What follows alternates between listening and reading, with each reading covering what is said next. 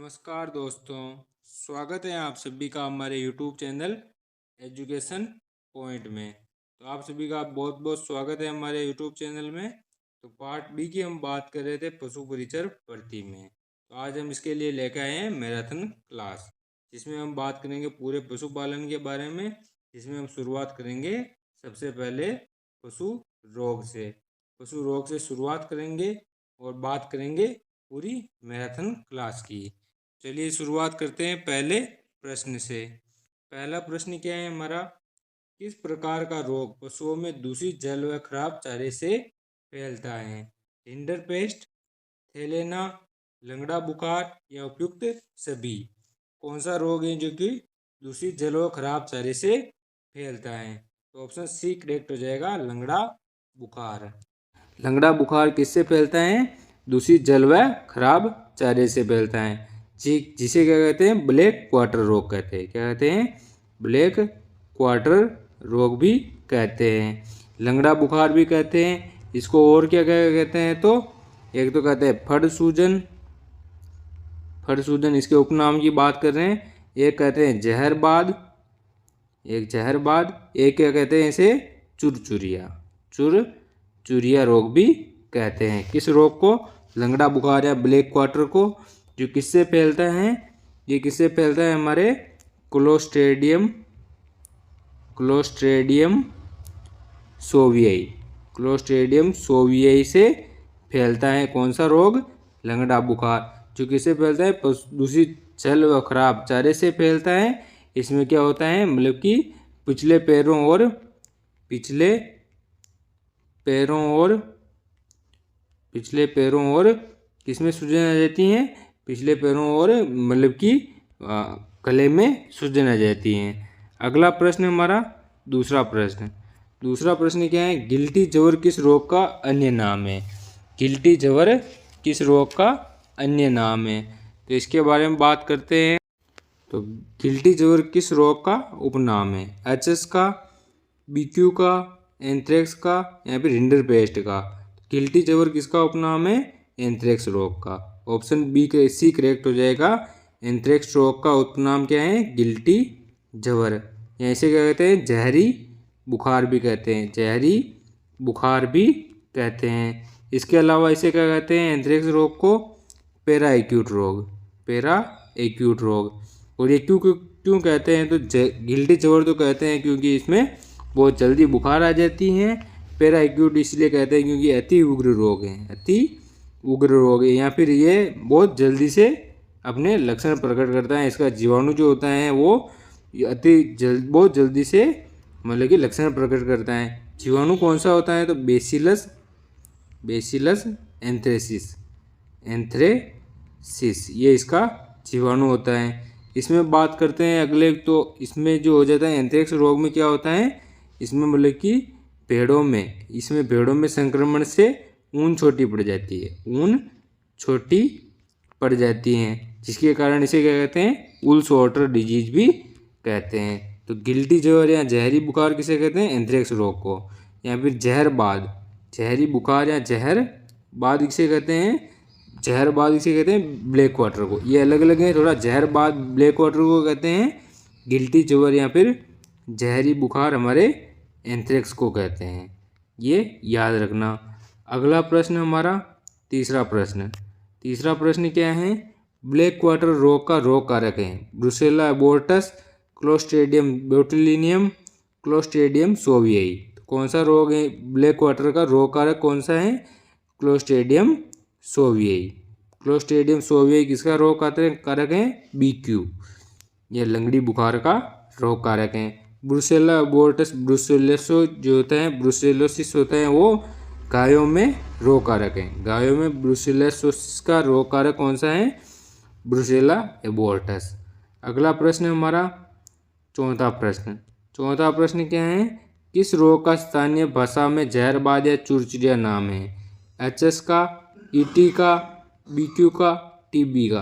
किसका नाम है स्थानीय नाम? जहरबाद या चुरचुरिया, बीक्यू। यहाँ पर ब्लैक क्वार्टर का स्थानीय नाम जहरबाद है। एंट्रोटॉक्सिमिया का स्थानीय नाम क्या है? फड़किया जो है मतलब एंट्रोटॉक्सिमिया रोग का मतलब कि स्थानीय नाम है। इसके अलावा हीमोरेजिक सेप्टिस्मिया का स्थानीय नाम क्या है? गलगोटू या फिर स्टोक यार्ड डिजीज या फिर शिपिंग फीवर भी कहते हैं इसको। और भी क्या कहते हैं? एचएस को खुर का रोग भी कहते हैं। अगला प्रश्न हमारा, किस रोग में पशु की मृत्यु हो जाने पर पोस्टमार्टम नहीं किया जाता? रिंडरपेस्ट, गलगोटू, एंथ्रेक्स, मेस्टेटाइटिस। तो किसमें जो है वो पशु की मृत्यु हो जाने पर पोस्टमार्टम नहीं किया जाता? तो एंथ्रेक्स रोग में क्यों नहीं किया जाता? क्योंकि इसमें जीवाणु जो होता है वो जीवित रह सकता है। जीवाणु क्या हो सकता है? जीवित रह सकता है, मिट्टी में भी जीवित रह सकता है। इसको मतलब काटने के बाद मिट्टी में भी जीवित रह सकता है। इसी कारण इसे क्या कहते हैं? मतलब कि इसके स्पोर्स या फिर बीजाणु जो होते हैं वो जीवित रह सकते हैं। इसी कारण इसे मतलब कि पोस्टमार्टम नहीं किया जाता। और इसको मतलब कि मृदा जनित बीमारी भी कहते हैं। और इस रोग की मतलब की और बात करें तो इसमें मतलब कि ये रोग जो है वो पशु में फैलता है। इसी कारण इसे कंटेजियस डिजीज कहते हैं। पशु से पशु में फैलता है, इसी कारण कंटेजियस डिजीज कहते हैं। पशु से मानव में फैलता है, इसी कारण इसे जूनोटिक रोग भी कहते हैं। तो कंटेजियस और जूनोटिक ध्यान रखना, ये दोनों एंथ्रेक्स रोग को कहते हैं। अगला प्रश्न हमारा छठा प्रश्न क्या है हमारा? बीक्यू का टीका प्रतिवर्ष किस माह में लगाया जाता है? बीक्यू का टीका किस माह में लगाया जाता है? सितंबर में, मार्च में, जून में, फरवरी में। तो बीक्यू का टीका किस वर्ष में लगाया जाता है? जून में। ऑप्शन सी करेक्ट हो जाएगा, जून में। सभी टीके मतलब कि प्री मानसून लगते हैं या फिर मई जून में लगते हैं। बस कोई एक टीका कौन सा जो है अलग लगता है? एक तो लगता है फरवरी मार्च में, और अगस्त सितंबर में कौन सा लगता है? एफएमडी का टीका कब लगता है? फरवरी मार्च में, और अगस्त सितंबर में लगता है। साल में 2 बार लगता है। एकमात्र टीका जो साल में 2 बार लगता है, कौन सा? एफएमडी का टीका। बीक्यू का टीका कब लगता है? जून में। अगला प्रश्न, सातवां प्रश्न क्या है? किस रोग का पशु में गर्दन में पुट्ठे पर कट लग जाने से बदबूदार रक्त या द्रव बाहर निकलता है? ये आपके लिए क्वेश्चन है। इसे क्या कहते हैं?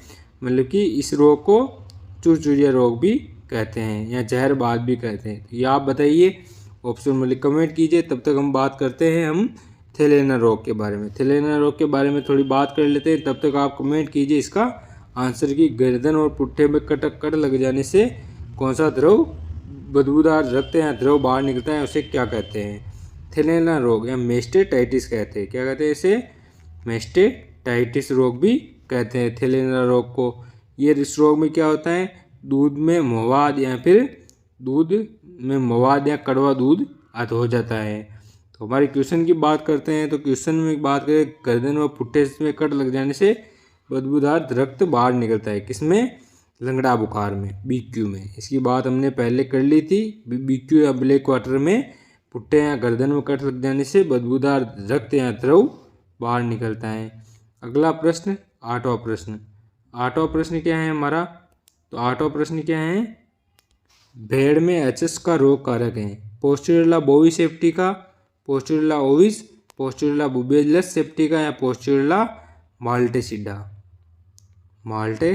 तो आज पूरे एचएस की बात कर लेते हैं। तो पोस्टुरिला माल्टेसिडा तो है मतलब कि एचएस का रोग कारक, जिसकी विभिन्न प्रजातियों द्वारा ये भेड़, गाय, भैंस, बकरी में होता है। तो मतलब कि भेड़ में किससे होता है? तो भेड़ में होता है पोस्टुरिला ओविस सेप्टिका से। किससे? पोस्टुरिला ओविस सेप्टिका से होता है भेड़ में। पोस्टुरिला बोविस सेप्टिका से किस में होता है? गाय में होता है। पोस्टुरिला बुबेलस सेप्टिका से होता है भैंस में। इसमें भैंस में होता है, ये याद रखना। अगला प्रश्न, नवा प्रश्न क्या है? वर्तमान में पशुओं को में बीक्यू के साथ किसका टीका लगाया जाता है? टीबी का, एंट्रोटॉक्सिमिया का, HS का या उपयुक्त सभी का। तो BQ के साथ किसका टीका लगाया जाता है? BQ प्लस HS हेमोरेजिक सेप्टिस्मिया गलघोटू का टीका BQ के साथ लगाया जाता है। अगला प्रश्न 10वां प्रश्न क्या है? पशुओं में कौन सा रोग होने पर गले के नीचे भारी सूजन आ जाती है जिसके कारण श्वसन के दौरान गुर गुर की आवाज़ आती है? इसे क्या कहते हैं? गुर्र का रोग भी कहते हैं। कौन सा रोग? HS हेमोरेजिक सेप्टिस्मिया या फिर गलघोटू रोग को गुर्र का रोग भी कहते हैं। क्यों कहते हैं? पशुओं में गले के नीचे सूजन आ जाती है जिससे पशु में श्वसन के दौरान गुर गुर की आवाज़ आती है। इसमें गल कंबल भी कठोर हो जाता है। गल कंबल कठोर हो जाता है। अगला प्रश्न 11वां प्रश्न, निम्न में से सत्य कथन को छांटिए। एंटेरोटॉक्सिमिया रोग वायरस से होता है। तिल्ली बुखार गलघोटू रोग को कहते हैं। लंगड़ी बुखार में बैक्टीरिया जनित है। यहाँ पर सभी सत्य कथन है। तो एंटेरोटॉक्सिमिया रोग वायरस से होता है, गलत। एंटेरोटॉक्सिमिया रोग जीवाणु से होता है। किससे होता है? जीवाणु से होता है। कौन से जीवाणु से होता है? तो कौन से होता है? क्लोस्ट्रीडियम परफ्रिंजेंस से होता है। और गलघोटू रोग को क्या कहते हैं? तिल्ली बुखार। गलघोटू रोग को तिल्ली बुखार नहीं कहते हैं। गलघोटू रोग को क्या कहते हैं? एक तो कहते हैं स्टोक यार्ड डिजीज, और एक क्या कहते हैं? शिपिंग फीवर, और क्या कहते हैं? हेमोरेजिक सेप्टिस्मिया या फिर गुर्र का रोग भी कहते हैं। तिल्ली बुखार किसे कहते हैं? एंथ्रेक्स रोग को। एंथ्रेक्स रोग को कहते हैं तिल्ली बुखार। और क्यों कहते हैं? क्योंकि इसमें मतलब तिल्ली में सूजन आ जाती हैं। और तीसरा क्या है? लंगड़ा बुखार बैक्टीरिया जनित है। सही है, ये सही है। लंगड़ा सत्य कथन कौन सा हो गया? लंगड़ा बुखार बैक्टीरिया जनित है। किससे होता है? क्लोस्ट्रीडियम सोवियाई से। क्लोस्ट्रीडियम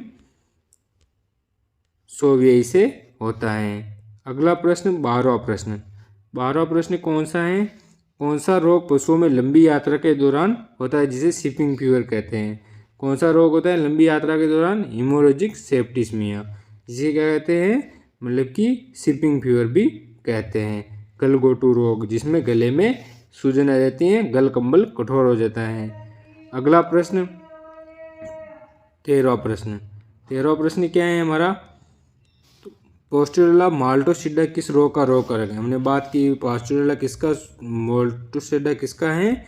गलघोटू रोग का, हेमोरेजिक सेप्टिस्मिया का। जिसमें क्या होता है? पोस्टुरेला बोविस सेप्टिका गाय में, पोस्टुरेला बुबेलस सेप्टिका भैंस में, पोस्टुरेला बोविस जो होता है वो भेड़ में होता है। अगला प्रश्न 14वां प्रश्न क्या है? 14वां प्रश्न है हमारा, कंधे पुट्टे की मांसपेशियों में सूजन आ जाने से चुर चुर की आवाज़, कर नहीं है, चुर चुर की आवाज़ किस में आती है? तो ये आती है हमारे लंगड़ा बुखार। ऑप्शन नंबर बी करेक्ट हो जाएगा। लंगड़ा बुखार में कौन सी आती है? कंधे और पुट्टे मांसपेशियों में सूजन के कारण मतलब कि चुर चुर की आवाज़ आती है। अगला प्रश्न 15वां प्रश्न क्या है? ओवर ईटिंग या डिजीज किसका उपनाम है? ओवर ईटिंग डिजीज इसका उपनाम है? गलघोटू रोग का, एंथ्रेक्स रोग का, थैलेना रोग का, एंटेरोटॉक्सिमिया रोग का। तो किसका उपनाम है ओवर ईटिंग डिजीज? तो ये हमारे हो जाएगा एंटेरोटॉक्सिमिया या फड़किया रोग का उपनाम कौन सा है? Over eating disease. इसमें क्या होता है? आफरा जैसे लक्षण आते हैं, शरीर मतलब कि आफरा जैसे लक्षण आते हैं और पेट में गैस भरा जाती है, जिसके कारण मतलब कि पेट फूल जाता है और फड़किया रोग भी कहते हैं। ये किस में होता है? भेड़ बकरी में सर्वाधिक होता है। भेड़ और बकरी में सर्वाधिक होता है। इसमें क्या होता है? आंत में जहर फैल जाता है। आंत जो होती है उसमें जहर फैल जाता है। आंत में जहर फैल जाता है, इसी कारण इसे एंटेरोटॉक्सिमिया भी कहते हैं। भेड़ बकरी में सर्वाधिक होता है ये एंटेरोटॉक्सिमिया, ओवर ईटिंग डिजीज कहते हैं। इसमें क्या होता है? एंटेरोटॉक्सिमिया में मतलब कि पेट फूल जाता है, आफरा जैसे लक्षण आ जाते हैं और जहर फैल जाता है आंत में। तो ये हो गया हमारा। अगला प्रश्न हमारा के अलावा नेक्स्ट बात करते हैं 15वें प्रश्न की। तो 15वां प्रश्न क्या है? एफएमडी रोग पशुओं में किसके द्वारा होता है? जीवाणु द्वारा, परजीवी द्वारा, कवक द्वारा और वायरस द्वारा।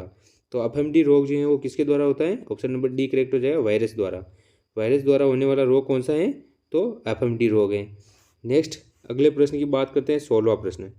16वां प्रश्न क्या है हमारा, थारपारकर नस्ल निम्न में से किसकी नस्ल है? घोड़ा की, बकरी की, गाय की, भैंस की। थारपारकर नस्ल किसकी नस्ल है?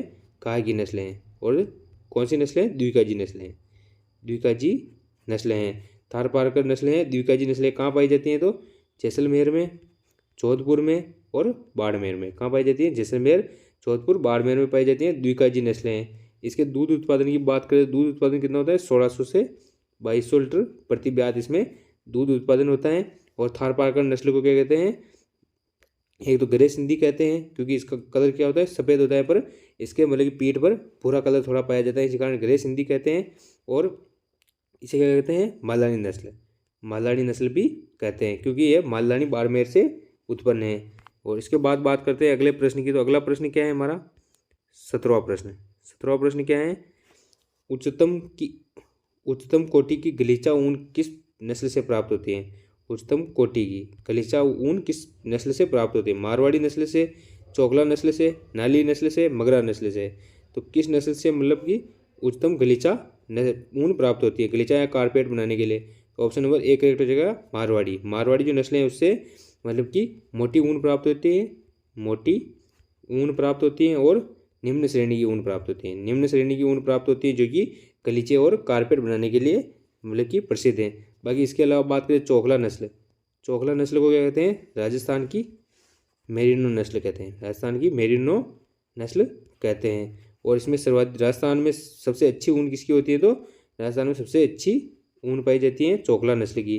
और इसे क्या कहते हैं? शेखावटी नस्ल और छापर नस्ल। एक तो कहते हैं इसे शेखावटी और छापर, दोनों इसके उपनाम हैं। किस क्षेत्र में पाई जाती है? शेखावटी क्षेत्र में पाई जाती हैं। और चोकला नस्लें हैं जो उसमें मतलब कि सर्वाधिक अच्छी ऊन पाई जाती है, महीन ऊन पाई जाती है, जिससे मतलब कि ऊनी वस्त्र तैयार होते हैं। और इसके अलावा बात करें तो ये इसमें ऊन कितनी होती है? तो 1.5 से 2.5 किलो पर ईयर, 1.5 से 2.5 किलो पर ईयर इसमें ऊन प्राप्त होती हैं। चोकला नस्लें राजस्थान की मेरिनो भी कहते हैं। बाकी इसके बाद बात करें नाली की नस्ल। नाली नस्ल में जो पीली ऊन प्राप्त होती है, पीली ऊन किसमें प्राप्त होती है? नाली नस्ल में। और मगरा नस्ल जो है उसमें गुलाबी ऊन प्राप्त होती है, गुलाबी ऊन प्राप्त होती है। इसके अलावा बात करें मतलब कि चोखला के बाद सबसे अच्छी ऊन किसमें प्राप्त होती है? मगरा नस्ल में, जिसे बीकानेरी चोखला भी कहते हैं। मगरा नस्ल में चोखला के बाद अच्छी ऊन प्राप्त होती है, महीन ऊन प्राप्त होती है। नेक्स्ट अगले प्रश्न की बात करते हैं। अगला प्रश्न क्या है? 18वां प्रश्न। कार्बोलिक एसिड हैं उत्तेजक, कृमिनाशक, जीवाणुरोधक या फिर विरेचक? तो कार्बोलिक एसिड क्या है हमारा? जीवाणुरोधक। ऑप्शन सी करेक्ट हो जाएगा। जीवाणुरोधक क्या है? कार्बोलिक एसिड है हमारा जीवाणुरोधक। जीवाणुरोधक में इसके अलावा बात करें तो एक तो हो गया हमारा बोरिक अम्ल और डिटोल और आयोडीन। बोरिक अम्ल, डिटोल, आयोडीन और लाल दवा, ये क्या है हमारे मतलब कि जीवाणुरोधक है, जीवाणु को रोकते हैं। नेक्स्ट बात करते हैं अगले प्रश्न की। तो 19वां प्रश्न। 19वां प्रश्न क्या है? पशुओं में आयु गणना किससे की जाती है? दांतों की संख्या के आधार पर, शरीर के आकार के आधार पर, दूध उत्पादन के आधार पर, पूंछ की लंबाई के आधार पर। तो पशुओं में आयु गणना की जाती है दांतों की संख्या के आधार पर। तो ऑप्शन नंबर ए करेक्ट हो जाएगा। दांतों की संख्या के आधार पर पशु आयु की गणना की जाती है। 4 प्रकार के दांत पाए जाते हैं, ICPM।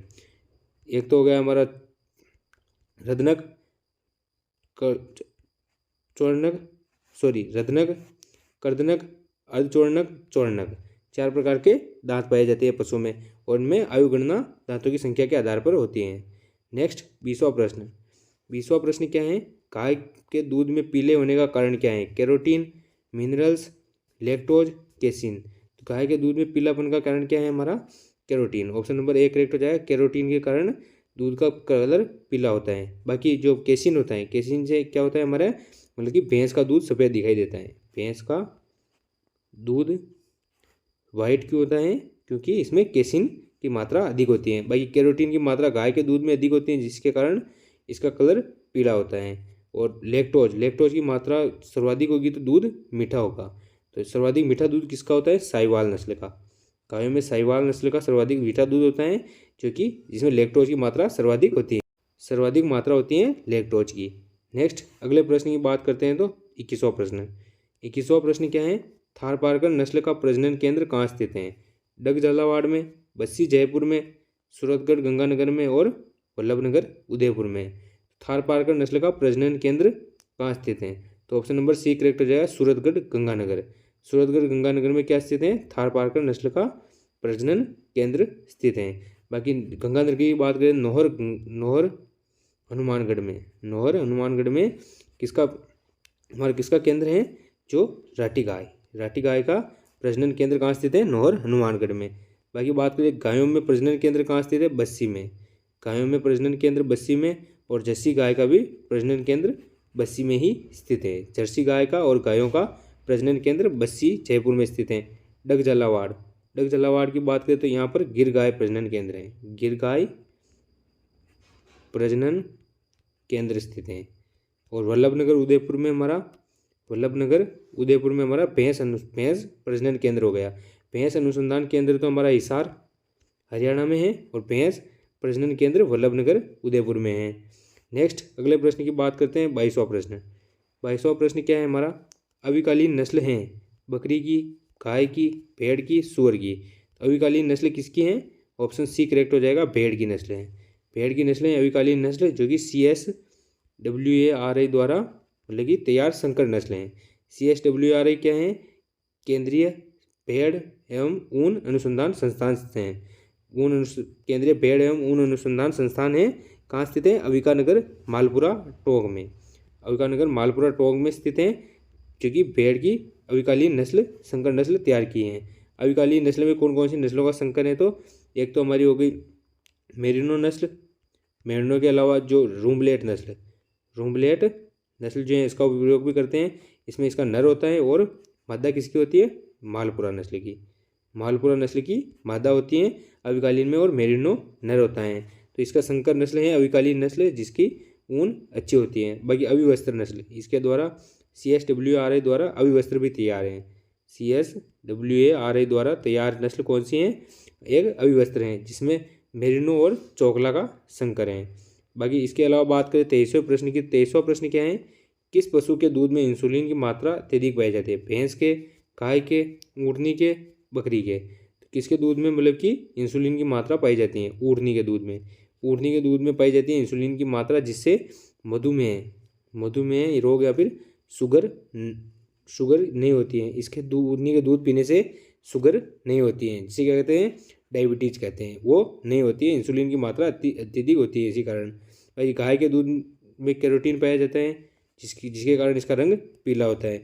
भैंस में केसिन पाया जाता है, जिसके कारण दूध सफ़ेद होता है। और गाय के दूध में लैक्टोज की मात्रा भी अधिक पाई जाती है। लैक्टोज की मात्रा अधिक किस में पाई जाती है? गाय के दूध में।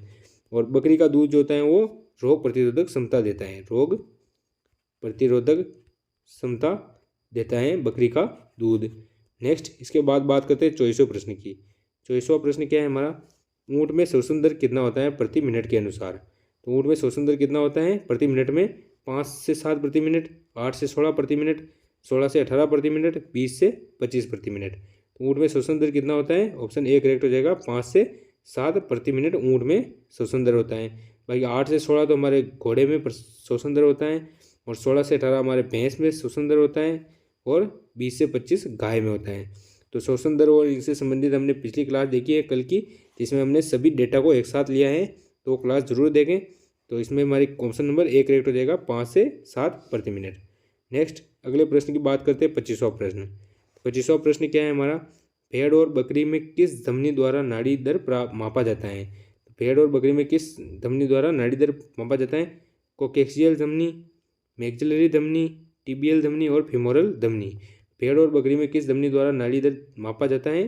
फीमोरल धमनी। ऑप्शन नंबर सी करेक्ट हो जाएगा, फीमोरल धमनी जो है उसके द्वारा भेड़ और बकरी में नाड़ी दर मापा जाता है। और फीमोरल धमनी कहाँ होती है? तो पैर में होती है, पैर में घुटने के पास होती है। इसके अलावा बात करें हम तो जो मिल्क फीवर, PPH और कीटोसिस, ये तीनों रोग जो हैं वो मेटाबॉलिक रोग है। कौन से रोग हैं? मेटाबॉलिक रोग है। और इनकी बात करें मेटाबॉलिक रोग हैं, तो मेटाबॉलिक रोग किसे कहते हैं? तो किसे कहते हैं मेटाबॉलिक? अगर किसी पशु के शरीर में किसी भी कार्बोनेट, बाइकार्बोनेट या फिर किसी भी तत्व की कमी होती है, उससे जो रोग होता है उसे मेटाबॉलिक रोग कहते हैं। तो इसकी बात करें मिल्क फीवर में किसकी कमी होती है? कैल्शियम की। मिल्क फीवर में कैल्शियम की कमी होती है। पीपीएच में हमारे फास्फोरस की कमी होती है। किसकी होती है? फास्फोरस की कमी होती है। और कीटोसिस में हमारी किसकी कमी होती है? ग्लूकोज की। ग्लूकोज या फिर कार्बोहाइड्रेट की। किसकी कमी होती है? कार्बोहाइड्रेट की कमी होती है कीटोसिस में। तो ये तीनों रोग जो है किससे संबंधित हैं हमारे? ये तीनों रोग हमारे जो है मेटाबॉलिक रोग हैं, जो किससे होते हैं? किसी किसी की कमी से होते हैं। थैलेना रोग जो है हमारा जीवाणु जनित रोग है।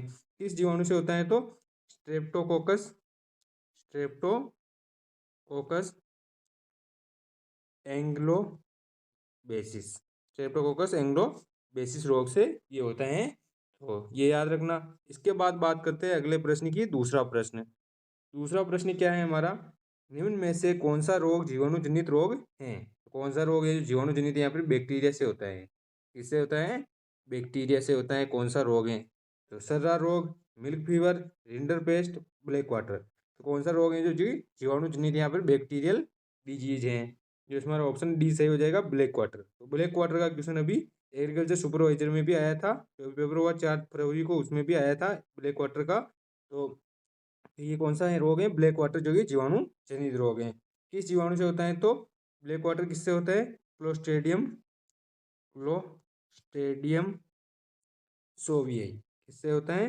क्लोस्ट्रेडियम सोवियाई। इस जीवाणु से होता है ब्लैक वाटर, जो कि क्लोस्ट्रेडियम सोवियाई से होता है। इसके अलावा बात करें तो रिंडरपेस्ट। रिंडरपेस्ट हमारा कौन सा रोग है? विषाणु जनित है। रिंडरपेस्ट कौन सा रोग है? विषाणु जनित है या फिर वायरल डिजीज है। रिंडरपेस्ट कौन सा रोग है हमारा? तो कौन सा रोग है? विषाणु जनित रोग है। और इसके अलावा बात करें सर्रा रोग। सर्रा रोग किससे संबंधित है? सर्रा रोग हमारा प्रोटोजोआ से संबंधित है। किससे संबंधित है? प्रोटोजोआ से संबंधित है।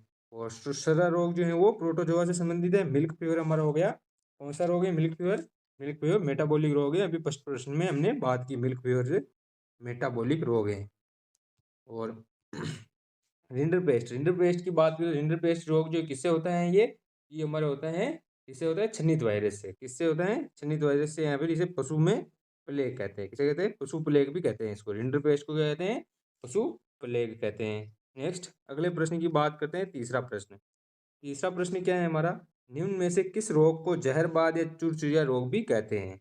जहरबाद या फिर चुरचुरिया रोग किस रोग को कहते हैं? एंथ्रेक्स को, ब्लैक वाटर को, एंट्रोटॉक्सिमिया को, या फिर होमेरेजिक सेप्टिस्मिया को? किस रोग को जहरबाद या चुरचुरिया रोग कहते हैं? तो हमारा ऑप्शन नंबर हो जाएगा ब्लैक वाटर। ब्लैक वाटर जो है उसको क्या कहते हैं? चुरचुरिया रोग या फिर जहरबाद। चुरचुरिया रोग मतलब क्या होता है? तो इसमें जो मांसपेशियां होती हैं, पशु की मांसपेशियों में जो है जहर फैल जाता है, उसकी वजह से सूजन आ जाती है, और उससे मांसपेशियों से मतलब कि जो बदबू आती है, और मतलब कि चलता है तो चुर चुर की आवाज़ आती है। इसी कारण इसे चुरचुरिया रोग कहते हैं। और इसमें पूरे शरीर में जहर फैल जाता है, पूरे शरीर में जहर फैल जाता है, इसी कारण जहरबाद रोग भी कहते हैं। इसे लंगड़ी बुखार भी कहते हैं, लंगड़ी बुखार भी कहते हैं, फड़ सूजन भी कहते हैं। इसका इंपॉर्टेंट कैरेक्टर है फड़ सूजन। फड़ सूजन भी कहते हैं। फड़ सूजन क्यों कहते हैं? क्योंकि इसके कंधे, गर्दन और पिछले पैरों पर, ओनली पिछले पैरों पर सूजन आ जाती है, जिसके कारण इसे फड़ सूजन कहते हैं। और इसके सूजन आने से इसमें मतलब जहर फैल जाता है, जिसके कारण बुखार आती है, इसी कारण इसे मतलब कि लंगड़ी बुखार भी कहते हैं। तो कौन सा ऑप्शन हो गया? Black water. Option B correct हो जाएगा। ब्लैक वाटर जो रोग है वो कौन सा रोग है? जहरबाद या चुरचुरिया रोग है। किससे होता है? जीवाणु जनित रोग है। क्लोस्ट्रेडियम क्लोस्ट्रेडियम सोवियाई से होता है, सोवियाई से होता है। नेक्स्ट अगले प्रश्न की बात करते हैं। चौथा प्रश्न। चौथा प्रश्न क्या है हमारा? निम्न में से किस रोग को स्ट्रोक यार्ड डिजीज भी कहते हैं? किस रोग को स्ट्रोक यार्ड डिजीज कहते हैं? तो गलघोटू, फड़किया, मेस्टेटाइटिस, या फिर तपेदिक। तो किस रोग को स्ट्रोक यार्ड डिजीज भी कहते हैं? तो ऑप्शन ए करेक्ट हो जाएगा, गलघोटू रोग को। गलघोटू रोग को क्या कहते हैं? मतलब स्ट्रोक यार्ड डिजीज, या फिर इसे क्या कहते हैं? सीपिंग फीवर भी कहते हैं। क्या कहते हैं? Seeping fever. Seeping shipping fever. Shipping fever क्यों कहते हैं? क्योंकि ये जो है वो लंबी तो पशुओं में लंबी यात्रा के दौरान होता है। गलघोटू रोग यानी गले में सूजन आ जाती है, जिसके कारण गला चौक हो जाता है और श्वसन लेता है तो गुर गुर की आवाज़ आती है। गुर गुर की गुर गुर की आवाज़ आती है श्वसन लेते समय। इसी कारण इसे मतलब गुर्रा का रोग भी कहते हैं, गलघोटू रोग भी कहते हैं, और स्ट्रोक या डिजीज या फिर शिपिंग फीवर कहते हैं। ये भी एक जीवाणु जनित रोग है। और इसको क्या कहते हैं? HHS कहते हैं। क्या कहते हैं? HS भी कहते हैं, हेमोरेजिक सेप्टिया, हीमोरेजिक सेप्टिया भी इसे कहते हैं। ये याद रखना। इसके बाद बात करते हैं अगले प्रश्न की। पांचवा प्रश्न। पांचवा प्रश्न क्या है हमारा? ईटीवी का टीका निम्न में से किस रोग में प्रयोग होता है? मेस्टेटाइटिस, टीबी, HS या फिर एंट्रोटॉक्सिमिया। किस रोग में ईटीवी का टीका उपयोग होता है? तो कौन से रोग में होता है ईटीवी का टीका? एंट्रोटॉक्सिमिया में। एंट्रोटॉक्सिमिया में कौन सा रोग, मतलब कि कौन सा टीका यूज होता है? ईटीवी का टीका।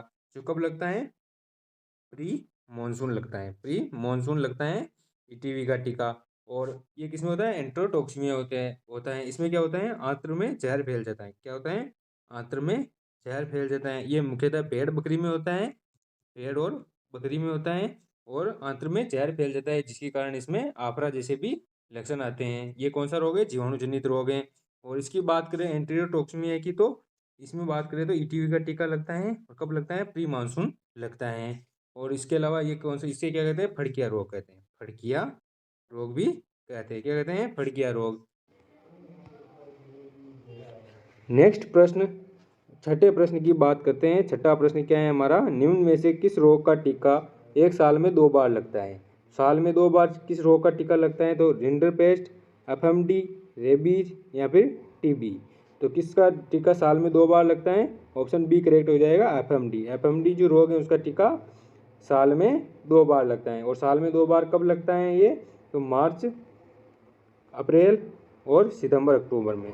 सितंबर अक्टूबर या मार्च अप्रैल में साल में 2 बार लगता है एफएमडी का टीका। इसके अलावा बात करें रिंडर पेस्ट, आरपी या रिंडर पेस्ट जो है पशु प्लेग, पशु प्लेग, इसका टीका कितनी बार लगता है? 3 साल में 1 बार। 3 साल में 1 बार। ये दोनों टीके जो अलग टाइम पे लगते हैं, रिंडर पेस्ट का टीका तो 3 साल में 1 बार लगता है। एफएमडी का टीका साल में 2 बार लगता है। कब लगता है? मार्च, अप्रैल और सितंबर अक्टूबर में। इसके अलावा सभी जो टीके हैं वो प्री मानसून लगते हैं। प्री मानसून लगते हैं, जो क्या कब लगते हैं? मई जून में या जून जुलाई में लगते हैं। प्री मानसून लगते हैं बाकी सब टीके। बाकी आरपी जो हो गया, रिंडर पेस्ट का टीका कब लगता है? 3 साल में 1 बार। और एफएमडी का टीका हमारे साल में 2 बार लगता है, मार्च, अप्रैल और सितंबर अक्टूबर में। इसके अलावा बात करते हैं अगले प्रश्न की। सातवां प्रश्न। सातवां प्रश्न क्या है हमारा?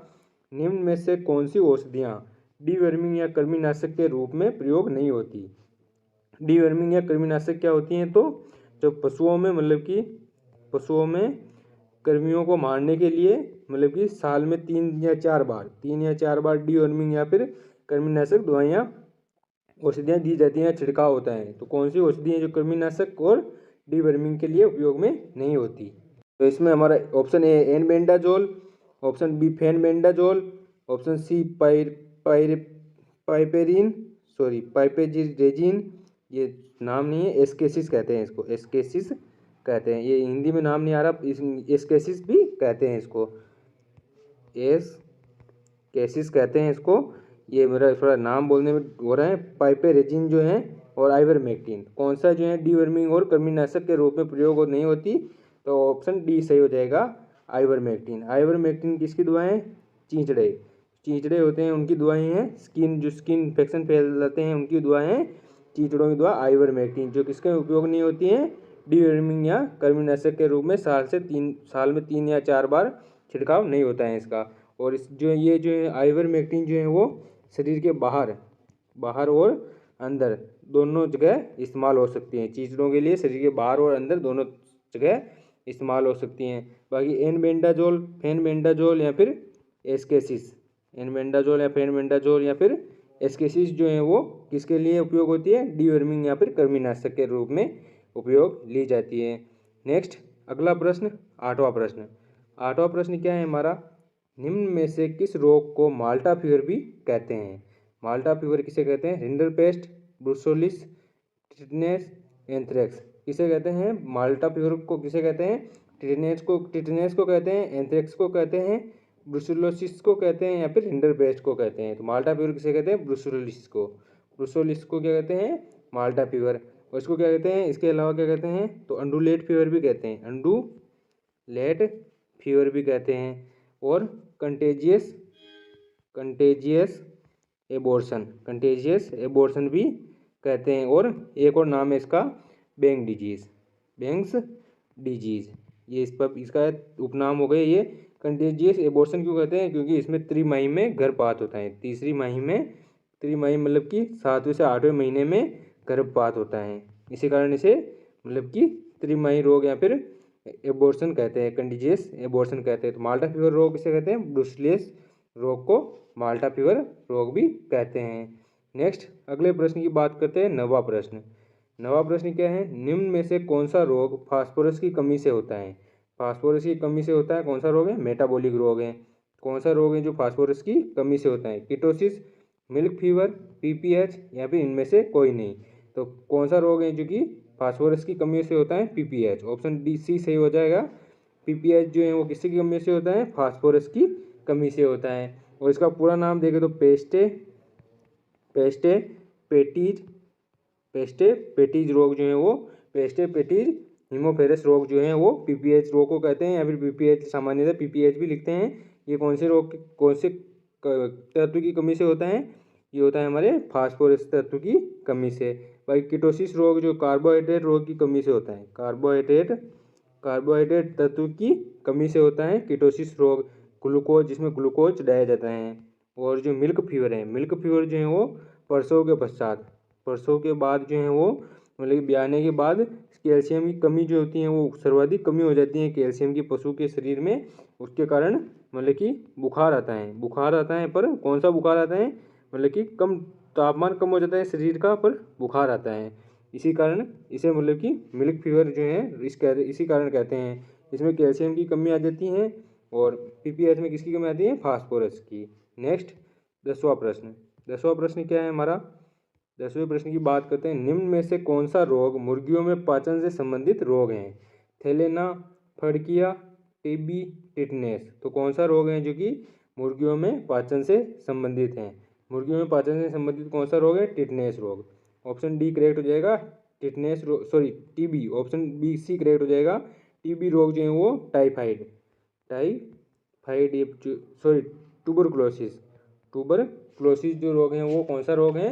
ट्यूबरक्लोसिस रोग जो किसके संबंधित है? मुर्गियों में पाचन से संबंधित है। ट्यूबरक्लोसिस रोग है मुर्गियों में पाचन से संबंधित है और इससे मतलब कि पशु में लंबे समय तक खांसी और श्वसन तंत्र में प्रॉब्लम रहती है, पर मुर्गियों में इसमें पाचन तंत्र प्रभावित होता है। और इसकी बात करें तो ये जो है वो गाय भैंस में अधिक होता है। कौन सा? ट्यूबरकुलोसिस, जिसमें क्या होता है? श्वसन तंत्र प्रभावित रहता है, लंबे समय तक खांसी चलती है। इसे क्या कहते हैं? तपेदिक भी कहते हैं। इससे मुर्गियों में पाचन तंत्र प्रभावित रहता है। ये इसका इंपॉर्टेंट कैरेक्टर है। नेक्स्ट अगला प्रश्न 11वां प्रश्न क्या है हमारा? निम्न में से किस गाय की नस्ल की सवई चाल प्रसिद्ध है? जर्सी, आयरशायर, कांकरेज, कर्ण फ्राइजेज। कौन सी गाय की नस्ल की सवई चाल प्रसिद्ध है? तो इसमें हमारा ऑप्शन सी सही हो जाएगा, कांकरेज जो है उसकी सवई चाल प्रसिद्ध है। इसके अलावा कांकरेज ऑप्शन में नहीं हो तो नागौरी भी मान सकते हैं सवई चाल के लिए। इसके अलावा बात करें जर्सी गाय जो है वो जर्सी नस्ल जो है वो सर्वाधिक वसा वाली नस्ल है। गायों में सर्वाधिक वसा किसमें होती है? जर्सी में सर्वाधिक वसा होती है। और कर्ण फ्राइजेज नस्ल जो है वो एचएफ और थार पारकर के संघर्ष से बनाया गया है। इसे किसके संघर्ष से? एचएफ और थार पारकर के। और आयरशायर नस्ल जो है वो स्कॉटलैंड की नस्ल हैं और सबसे सुंदर नस्ल कौन सी है? आयरशायर नस्ल जो ही स्कॉटलैंड से संबंधित हैं। नेक्स्ट अगला प्रश्न 12वां प्रश्न क्या है हमारा? गिर गाय का प्रजनन केंद्र कहाँ स्थित है? नौहर हनुमानगढ़, डग झालावाड़, चांदन जैसलमेर, करनाल हरियाणा।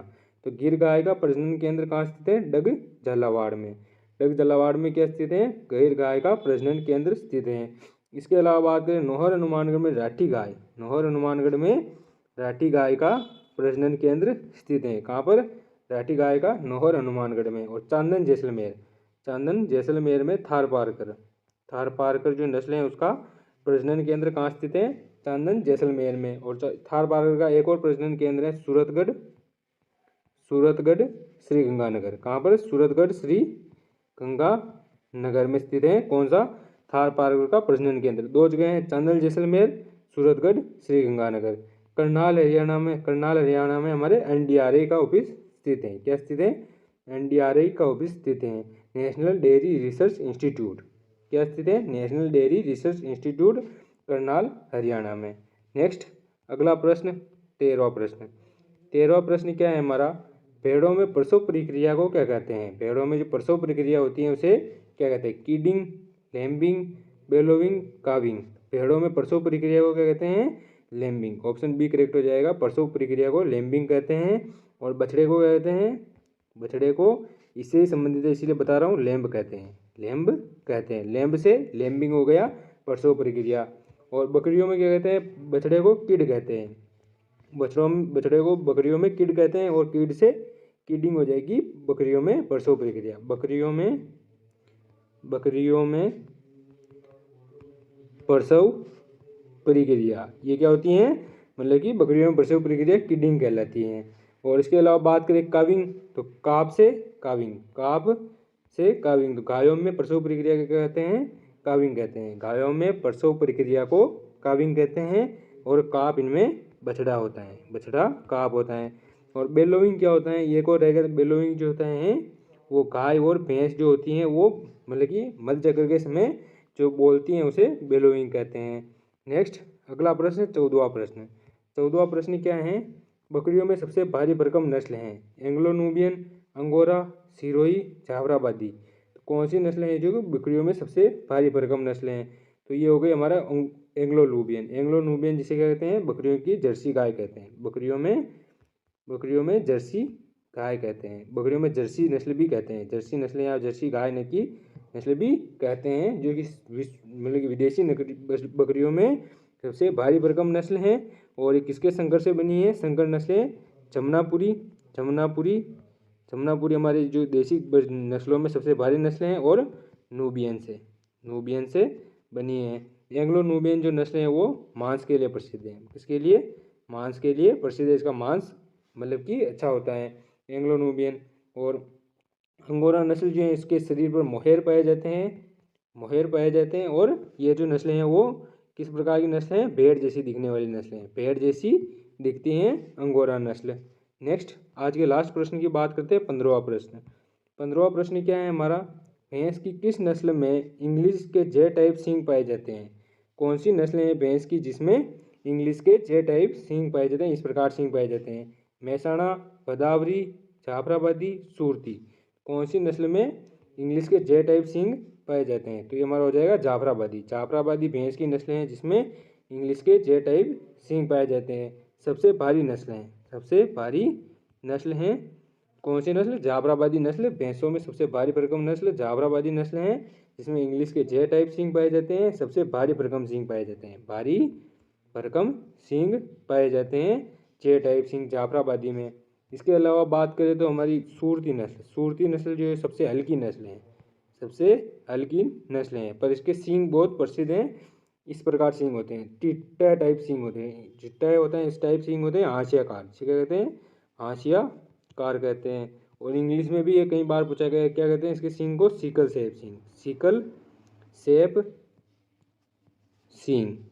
सेप सींग किसके होते हैं? तो ये हमारे होते हैं सूरती नस्ल के। हाशियाकार, सिकल सेप या फिर दांतला टाइप किसके होते हैं? सूरती नस्ल के। सबसे हल्की नस्लें हैं हमारी राजस्थान में। पहला प्रश्न क्या है हमारा? निम्न में से कौन सी भेड़ की क्लोन नस्ल है? तो कौन सी भेड़ की क्लोन नस्ल है? तो ऑप्शन है गरिमा, गंगा, डोली, गुर्जरी। तो कौन सी है भेड़ की क्लोन नस्ल? तो इसमें हमारा ऑप्शन नंबर सी करेक्ट हो जाएगा, डोली नस्ल है जो कि भेड़ की प्रथम क्लोन नस्ल है। और आखिरी भी यही है, मतलब कि एक ही क्लोन नस्ल बनाई गई थी भेड़ की, वो क्या है? डोली भेड़। जो कब बनाई गई थी हमारे, तो उसकी बात करें कब बनाई गई थी डोली भेड़, तो 1996 में। कब बनाई गई थी? 1996 में बनाई गई थी डोली भेड़ की नस्ल। जो किसने बनाई थी? विलमूट ने। डॉक्टर विलमूट जो थे उन्होंने बनाई थी भेड़ की क्लोन नस्ल, डोली नस्ल। इसके अलावा बात करें तो हमारी जो गरिमा नस्ल जो है वो भैंस की प्रथम क्लोन नस्ल है। भैंस की प्रथम क्लोन नस्ल हैं। बाकी जो हमारी गोजरी नस्लें हैं वो बकरी की नई नस्ल हैं।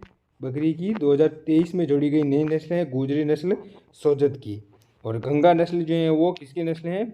गंगा नस्ल हमारे जो गाय की संकर नस्लें हैं। गाय की संकर नस्लें नवीनतम नस्लें 2019 में ऐड की गई हैं, जो कि किस किस के संकर से बनी है? गिर, साहिवाल और रेड सिंधी के। किस किस के संकर से बनी है? गिर, साहिवाल और रेड सिंधी के संकर से बनी है। और किसने इसे बनाया है? तो इसे किसने बनाया? NDRI द्वारा। किसने बनाया गंगा को? NDRI, जो करनाल हरियाणा में उसके द्वारा, और देहरादून, जो कि देहरादून द्वारा तैयार की गई हैं। ये फर्स्ट क्लोन नस्लें हैं। क्लोन नस्लें हैं, गिर की क्लोन नस्लें हैं, जो कि बछड़ी है, मतलब कि बछड़ी बनाई है, गाय भी नहीं बनाई, बछड़ी बनाई है, क्लोन बछड़ी है। नेक्स्ट अगले प्रश्न की, दूसरे प्रश्न की बात करते हैं। तो दूसरा प्रश्न क्या है? मवेशियों में सामान्यतः दांतों की संख्या होती है। मवेशियों मतलब गाय में, गाय की पूछा है, गाय में सामान्यतः दांतों की संख्या कितनी होती है? 20, 32, 34, 0। तो कितनी दांतों की संख्या होती है गाय में? तो ऑप्शन बी करेक्ट हो जाएगा, 32। क्योंकि इसमें होती है गाय में, भैंस में, भेड़ में और बकरी में। गाय, भैंस, भेड़, बकरी में कितनी होती है? 32 जो है दांतों की संख्या होती है। और इसके बारे में बात करें तो 32 तो हमारे स्थायी दांत होते हैं, स्थायी दांत होते हैं। बाकी अस्थायी दांत कितने होते हैं? तो 20 दांत अस्थायी होते हैं। अस्थायी 20 दांत होते हैं, जो कि 2 बार आते हैं। तो ये भी याद रखना, अस्थायी दांत कितने होते हैं? 20, और 32 दांत स्थायी होते हैं, जो कि गाय, भैंस, भेड़, बकरी में होते हैं। और 34 दांत जो होते हैं ऊँट में होते हैं। ऊँट में कितने दांत होते हैं? 34 दांत पाए जाते हैं। नेक्स्ट अगला प्रश्न, तीसरा प्रश्न। तीसरे प्रश्न की बात करते हैं। गायों में श्वसन दर होता है प्रति मिनट 5 से 7, 8 से 16, 16 से 18, 20 से 25। तो गायों में सामान्यतः श्वसन दर कितना पाया जाता है? तो उसकी बात करते हैं। तो गायों में श्वसन दर कितना पाया जाता है? 20 से 25। ऑप्शन डी करेक्ट हो जाएगा, 20 से 25 प्रति मिनट। 20 से 25 प्रति मिनट पाया जाता है गायों में श्वसन दर। गायों में नाड़ी दर क्या होती है? तो गायों में नाड़ी दर होती है 40 से 50। 40 से 50 तो नाड़ी दर होती हैं, और 20 से 25 इनमें श्वसन दर होता है। इसके अलावा बात करें तो भैंसों में श्वसन दर 16 से 18 होता है। भैंस में, किसमें? भैंस में श्वसन दर कितना होता है? 16 से 18 प्रति मिनट होता है।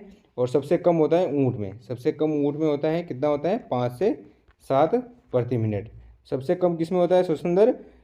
ऊँट में होता है 5 से 7 प्रति मिनट, और 20 से 25 प्रति मिनट हमारे गाय में होता है श्वसन दर। तो नेक्स्ट अगले प्रश्न की बात करते हैं, चौथा प्रश्न। चौथा प्रश्न क्या है हमारा? चौथा प्रश्न है, भेड़ में स्ट्रेस डे कितने समय का होता है? जिसे क्या कहते हैं? मध्यकाल। मध्यकाल, स्ट्रेस चक्र नहीं पूछा, स्ट्रेस डे पूछा है। मतलब कि मध्यकाल के अंदर एक दिन ऐसा आता है जो कि मध्यकाल कहलाता है, स्ट्रेस डे कहते हैं उसे। तो भेड़ में स्ट्रेस डे कितने समय का होता है? तो भेड़ में स्ट्रेस चक्र कितने टाइम का होता है? तो ऑप्शन ए है हमारा, 20 से 24 घंटे, 10 से 24 घंटे, 12 से 36 घंटे, 24 से 48 घंटे, या फिर 2 से 3 दिन। तो भेड़ का इसमें हमारा ऑप्शन नहीं है। भेड़ में कितना होता है? 12 से 18 घंटे। 12 से 18 घंटे जो है भेड़ में स्ट्रेस डे होता है, या फिर मध्यकाल होता है, जिसमें भैंस मतलब कि भेड़ जो होती है वो क्या करती है? इसके रंभाने को क्या कहते हैं? ब्लीटिंग करते हैं। क्या बोलने को कहते हैं? ब्लीटिंग। भेड़ जो है ब्लीटिंग करती हैं। तो कितने टाइम का होता है? 12 से 18 घंटे का होता है। इसके अलावा बात करें तो हमारे 12 से 36 घंटे किसमें होता है? भैंस में। 12 से 36 घंटे भैंस में स्ट्रेस डे होता है। नेक्स्ट अगले प्रश्न की बात करते हैं। तो पांचवा प्रश्न क्या है हमारा?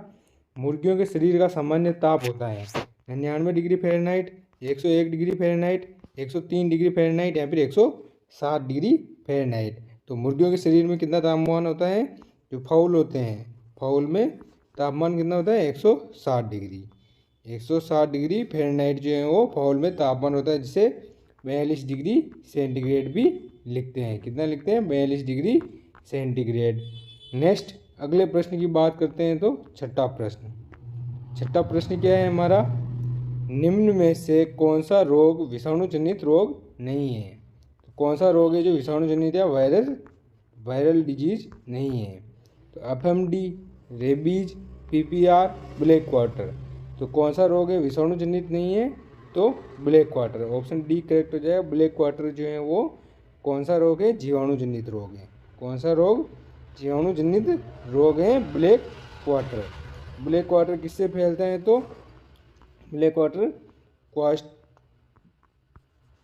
ब्लैक क्वार्टर किससे फैलता है? तो क्लोस्ट्रीडियम, एक सेकंड सही से लिखते हैं, क्लोस्ट्रीडियम सोवियई से। क्लोस्ट्रीडियम सोवियई जो हम जीवाणु होता है उससे फैलता है ब्लैक क्वार्टर। ब्लैक क्वार्टर जो है वो क्लोस्ट्रीडियम सोवियई नामक जीवाणु से फैलता है। बाकी इन तीनों की बात करें तो जो फुट एंड माउथ रोग हैं, खुरपका या मुंह पका, ये रोग, रेबीज रोग और पीपीआर रोग, ये किससे फैलते हैं? विषाणु जनित रोग है। इनके अलावा एक और रोग आता है, कौन सा रहता है? रानीखेत। ये चारों रोग हैं वो कौन से रोग हैं? विषाणु जनित रोग हैं। भाई ब्लैक क्वार्टर जो है वो हमारा जो जीवाणु जनित रोग है। नेक्स्ट अगले प्रश्न की बात करते हैं, सातवां प्रश्न क्या है हमारा? भारत में 2022-23 में कुल दूध उत्पादन कितना था? 2022-23 में कितना है? 33,261,000 ton, 221 million ton, 230 million ton या फिर 33.30 मिलियन टन। तो कुल दूध उत्पादन 2022-23 के अनुसार कितना है? 230 मिलियन टन। 230 मिलियन टन जो है वो भारत में कुल दूध उत्पादन है। और 2021-22 में कितना था? 221 मिलियन टन, जो ये कितना बढ़ा है? 9 मिलियन टन बढ़ा है। कितना बढ़ा है? 9 मिलियन टन बढ़ा है। और परसेंटेज में देखें तो ये कितना बढ़ा है? 3.83% बढ़ा है। कितना बढ़ा है? 3.83% बढ़ा है। नेक्स्ट अगले प्रश्न की बात करते हैं, आठवां प्रश्न क्या है हमारा? नवीनतम पशु गणना के अनुसार राजस्थान में कुल गायों की संख्या कितनी है? नवीनतम पशु गणना कब हुई हमारी? तो 2019 में हुई। 2019 में हुई नवीनतम पशु गणना 20वीं पशु गणना थी। कौन सी थी? 20वीं पशु गणना थी। और इसके अनुसार जो है वो कुल गायों की संख्या कितनी है राजस्थान में? तो ऑप्शन नंबर डी करेक्ट हो जाएगा, 139 लाख। कितनी है? 139 लाख है 20वीं पशु गणना के अनुसार। और 19वीं पशु गणना के अनुसार कितनी है? तो 133 लाख। कितनी है? 133 लाख जो है वो 19वीं पशु गणना के अनुसार है। 19वीं पशु गणना कब हुई? 2012 में हुई। कब हुई? 2012 में हुई। और 19वीं पशु गणना के अनुसार कितनी गायों की संख्या है? 133 लाख। 133 लाख है। और अभी नवीनतम पशु गणना 20वीं पशु गणना के अनुसार 139 लाख है। और भैंसों की संख्या की बात करें तो नवीनतम पशु गणना के अनुसार 137 लाख जो है वो नवीनतम पशु गणना के अनुसार भैंसों की संख्या है। और पहले कितनी थी? 130 लाख थी। नेक्स्ट अगले प्रश्न की बात करते हैं, नवा प्रश्न क्या है हमारा? 20वीं पशु गणना के अनुसार राजस्थान में बकरियों की सर्वाधिक संख्या कहाँ पर है? नवीनतम पशु गणना के अनुसार बकरियों की सर्वाधिक संख्या कहाँ पर है? तो इसमें ऑप्शन देख, बीकानेर, बाड़मेर, धौलपुर, जयपुर। तो कहाँ पर है सर्वाधिक बकरियों की संख्या? बाड़मेर में। ऑप्शन नंबर बी करेक्ट हो जाएगा। बाड़मेर में है जो सर्वाधिक बकरियों की संख्या है। और सबसे कम बकरियों की संख्या कहाँ पर है? धौलपुर में। धौलपुर में सबसे कम बकरियाँ हैं। कम तो धौलपुर में हो गई और सबसे ज़्यादा बाड़मेर में हो गई, ये याद रखना। और बकरियों की बात करें तो बकरियाँ जो हैं वो राजस्थान का प्रथम स्थान है। भारत में राजस्थान का प्रथम स्थान है बकरियों के मामले में। नेक्स्ट अगले प्रश्न की बात करते हैं तो 10वां प्रश्न क्या है हमारा? कर्ण फ्राइजेज नस्ल किसकी संकर नस्ल बनाई गई है? तो कर्ण फ्राइजेज जो नस्ल हैं वो किसकी संकर नस्ल हैं? पहली बात तो ये गाय की संकर नस्ल हैं। किसकी हैं? गाय की संकर नस्लें हैं। किन गायों की संकर से बनी गई हैं? तो एचएफ और साहिवाल और थारपारकर और साहिवाल, एचएफ और थारपारकर। किनके संकर से बनाई गई हैं इसे? तो कर्ण फ्राइजेज ये किसके हैं? एचएफ और थारपारकर के।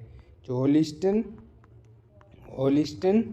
फ्राइजीन जो नस्ल हैं उसके और थारपारकर जो है हमारी देशी नस्ल उसके संकर से कर्ण फ्राइजे नस्ल को बनाया गया है। थारपारकर नस्ल कहाँ की नस्ल है? तो ये हमारी कहाँ की नस्ल है? बाड़मेर साइड की नस्ल है, मालानी क्षेत्र की नस्ल है। बाड़मेर साइड की नालानी नस्ल की नस्ल है, सफ़ेद कलर की नस्ल है। कौन से कलर की? सफ़ेद कलर की नस्ल है। और इसके अलावा बात करें एचएफ और थारपारकर के संकर से बनाए गए हैं कर्ण फ्राइजियज नस्ल को। और थारपारकर और साहिवाल के संकर से कौन सी नस्ल बनी है? राठी नस्ल। राठी नस्ल जो है वो किसके संकर से बनाई गई हैं? थारपारकर और साहिवाल के संकर से बनाई गई हैं। इसके अलावा बात करें तो एचएफ और साहिवाल के संकर से बनाई गई हैं फ्रीजवाल नस्ल। कौन सी? फ्रीजवाल नस्ल, जो कि अभी नई नस्ल सिंथेटिक नस्ल मतलब कि पंजीकृत की गई हैं। नई सिंथेटिक नस्ल जो पंजीकृत की गई हैं वो कौन सी हैं? फ्रीजवाल नस्ल है। किसके संकर से बनी है? होल्स्टीन फ्राइजीन और साहिवाल के संकर से बनाए गए हैं। और थारपारकर और साहिवाल के संकर से राठी नस्ल बनी है, जो कि राजस्थान की कामधेनु कहलाती है। क्या कहलाती है? राजस्थान की कामधेनु कहलाती है। इसका प्रश्न अभी एग्रीकल्चर सुपरवाइजर में पूछा गया था कि राठी नस्ल का रंग जो दिया गया था उसके अनुसार राठी नस्ल की पहचान करनी थी। 11वां प्रश्न क्या है हमारा? 11वां प्रश्न है केंद्रीय पक्षी अनुसंधान संस्थान कहाँ स्थित है? मखदूम, इज्जतनगर, हिसार, अलवर। तो केंद्रीय पक्षी अनुसंधान संस्थान कहाँ स्थित है? ऑप्शन बी करेक्ट हो जाएगा, इज्जतनगर यूपी में। कहाँ स्थित है? केंद्रीय पक्षी अनुसंधान संस्थान कहाँ स्थित है? इज्जतनगर यूपी में स्थित है। इसके अलावा बात करें यहाँ पर क्या स्थित है? तो केंद्रीय पशु चिकित्सा अनुसंधान केंद्र क्या स्थित है? केंद्रीय पशु चिकित्सा अनुसंधान केंद्र स्थित है। तो ये हो गया हमारा IVRI। क्या स्थित है? IVRI कहाँ स्थित है? इज्जतनगर यूपी में स्थित है। केंद्रीय पक्षी अनुसंधान संस्थान पूछ ले, यहाँ पर केंद्रीय पशु चिकित्सा अनुसंधान केंद्र पूछ ले। दोनों कहाँ है? इज्जतनगर यूपी में स्थित है। और इसके अलावा बात करें तो अलवर में हमारी बेकॉन फैक्ट्री है। क्या स्थित है? Bacon factory. सुअर का पका हुआ मांस होता है, सुअर का पका हुआ मांस होता है, उसे क्या कहते हैं? बेकॉन कहते हैं। और बेकॉन फैक्ट्री कहाँ स्थित है? अलवर में स्थित है। नेक्स्ट अगले प्रश्न की बात करते हैं, 12वां प्रश्न। 12वां प्रश्न क्या है? 2022-23 के अनुसार भारत में राजस्थान का मांस उत्पादन में कौन सा स्थान है? 2022-23 में राजस्थान का कौन सा स्थान है? 13वां, 12वां, पहला, दूसरा। तो राजस्थान का कौन सा स्थान है भारत में? तो ऑप्शन नंबर बी करेक्ट हो जाएगा, 12वां स्थान। कौन सा स्थान? 12वां स्थान है भारत में राजस्थान का मांस उत्पादन में। किसमें? मांस उत्पादन में। और इसके अलावा बात करें विश्व में भारत का कौन सा स्थान है? भारत का कौन सा स्थान है? तो 8वां स्थान है। भारत का कौन सा स्थान है? 8वां स्थान है। और राजस्थान का कौन सा स्थान है? 12वां स्थान है भारत में। नेक्स्ट अगले प्रश्न की बात करते हैं, तो अगला प्रश्न क्या है? 13वां प्रश्न। 13वां प्रश्न क्या है हमारा? बकरियों में सर्वाधिक वसा किस नस्ल में होती है? टोगनबर्ग में, बारबरी में, बीटल में, जमनापुरी में। सर्वाधिक वसा किस में पाई जाती है?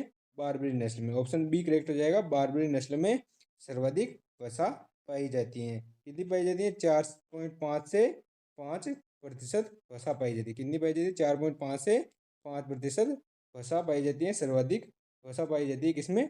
बारबरी नस्ल में। इसके अलावा टोगनबर्ग नस्ल में सर्वाधिक दूध पाया जाता है, 5 से 6 लीटर दूध पाया जाता है। इसमें टोगनबर्ग नस्ल में, जो कि विदेशी नस्लें हैं। विदेशी नस्लें कहाँ की नस्लें हैं? टोगनबर्ग नस्ल स्विट्जरलैंड की नस्लें हैं। स्विट्जरलैंड की नस्ल है टोगनबर्ग नस्ल, जिसे क्या कहते हैं? मिल्क चैंपियन कहते हैं। क्या कहते हैं?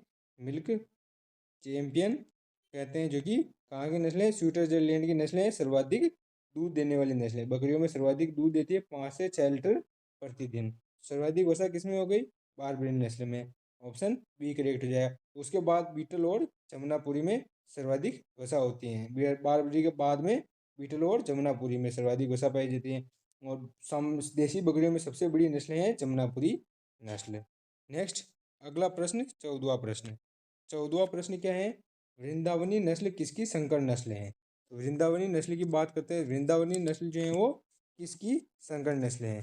तो गाय की है, भैंस की है, भेड़ की है, या फिर बकरी की है। किसकी संकर नस्ल है? वृंदावनी नस्ल। तो ये हमारे ऑप्शन नंबर ए करेक्ट हो जाएगा, गाय की संकर नस्लें हैं। गाय की संकर नस्लें किसके द्वारा बनाई गई? तो IVRA इज्जत नगर द्वारा। IVRA इज्जत नगर द्वारा। ये क्या स्थित है? IVRA इज्जत नगर क्या है?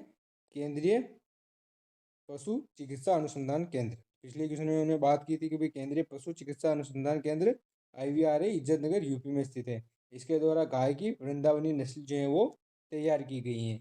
ये किस गाय की संकर नस्लें हैं? तो ब्राउन स्विच और एचएफ दोनों की संकर नस्लें हैं। या फिर इसके अलावा जर्सी और हरियाणा से भी ये बनाई जा सकती है। जर्सी और हरियाणा के संकर से भी बनती हैं। और ब्राउन स्विच और एचएफ की संकर नस्लें हैं वृंदावनी नस्लें। किसके द्वारा तैयार है? तो इज्जत नगर यूपी द्वारा। IVRA इज्जत नगर यूपी द्वारा तैयार की गई हैं। नेक्स्ट अगला प्रश्न 16वां प्रश्न। 16वां प्रश्न क्या है हमारा? निम्न में से कौन सी गाय की भारवाहक नस्ल है? थारपारकर, अमृत महल, गिर, साहिवाल। तो भारवाहक नस्ल जो इसमें दूध की उत्पादन कितना होता है? 500 से 1000 लीटर प्रति ब्यात। कितना होता है? 500 से 1000 लीटर प्रति ब्यात दूध उत्पादन होता है। भारवाहक नस्ल कौन सी है? अमृत महल नस्ल। ऑप्शन बी करेक्ट हो जाएगा। अमृत महल नस्ल जो है वो भारवाहक नस्लें हैं गाय की। इसमें दूध कितना उत्पादन होता है? 500 से 1000 लीटर प्रति ब्यात दूध उत्पादन होता है भारवाहक नस्ल में। बाकी थारपारकर नस्ल द्विकाजी नस्ल में आती हैं। द्विकाजी नस्ल में आती हैं गाय की। और गिर और साहिवाल जो है वो हमारे दुधारू नस्लें हैं। कौन सी नस्लें हैं? दुधारू नस्लें हैं। तो इनकी एक बार बात करें तो दुधारू नस्लें, दुधारू, भारवाहक और द्विकाजी। द्विकाजी सबसे कम दूध होता है भारवाहक में 500 से 1000 लीटर। और इसके बाद होता है द्विकाजी में 1000 से 1500 लीटर प्रति ब्यात। कितना होता है? 1000 से 1500 लीटर प्रति ब्यात। और सर्वाधिक दूध होता है दुधारू नस्लों में। कितना होता है? 1500 से 2500। 1500 से 2500 प्रति ब्यात होता है। तो ये दूध उत्पादन के हिसाब से जो गायों की नस्लें हैं उनका वर्गीकरण है। तो इसमें ऑप्शन नंबर बी करेक्ट था। अमृत महल नस्ल जो है वो किसकी भारवाहक नस्लें हैं? गाय की। नेक्स्ट अगला प्रश्न 17वां प्रश्न। 17वां प्रश्न क्या है? किस बकरी की नस्ल को जादुई नस्ल कहते हैं? जादुई नस्ल कहते हैं। बीटल, जमुनापुरी, बारबरी, सानीन। तो किस बकरी की नस्ल को जादुई नस्ल कहते हैं? तो ऑप्शन बी करेक्ट हो जाएगा। जमुनापुरी नस्ल जो है वो क्या कहलाती है? जादुई नस्ल कहलाती हैं। क्यों कहलाती हैं? क्योंकि इसके जो पिछले पैर होते हैं, पिछले पैर जो होते हैं उनमें फीदर्ड पाए जाते हैं। क्या पाए जाते हैं? फीदर्ड पाए जाते हैं। या फिर पिछले पैरों पर बाल पाए जाते हैं, घने बाल पाए जाते हैं। उन्हें क्या कहते हैं? फीदर्ड कहते हैं। इसी कारण से जादुई नस्ल भी कहते हैं। और ये जमुनापुरी नस्ल कहाँ की नस्ल है? तो ये हमारे हैं यूपी की नस्ल है। यमुना नदी के तट पर पाई जाती है। इसी कारण यमुनापुरी भी कहते हैं। क्या कहते हैं? यमुनापुरी भी कहते हैं। ये याद रखना। इसके बाद बात करें तो हमारी सानीन नस्ल क्या है? तो क्या सानीन नस्ल दूध की रानी कहते हैं। मिल्क क्वीन कहते हैं, दूध की रानी कहते हैं। कौन सी नस्लें हैं? सानीन नस्ल। इसके बाद बात करते हैं अगले प्रश्न की। 18वां प्रश्न। 18वां प्रश्न क्या है हमारा? निम्न में से कौन सी नस्ल स्विट्जरलैंड से उत्पन्न है? टोगनबर्ग, सानीन, या दोनों, या फिर नेलोर। कौन सी नस्लें हैं जो कि स्विट्जरलैंड से उत्पन्न है? तो इसमें ऑप्शन बी दोनों करेक्ट है। तो ए और बी दोनों। ऑप्शन सी करेक्ट हो जाएगा, ए और बी। तो टोगनबर्ग नस्ल भी हमारी स्विट्जरलैंड से उत्पन्न है। और सानीन नस्ल भी स्विट्जरलैंड से उत्पन्न है। टोगनबर्ग नस्ल को मिल्क चैंपियन कहते हैं। और सानीन नस्ल को मिल्क क्वीन कहते हैं। क्या कहते हैं? मिल्क क्वीन कहते हैं।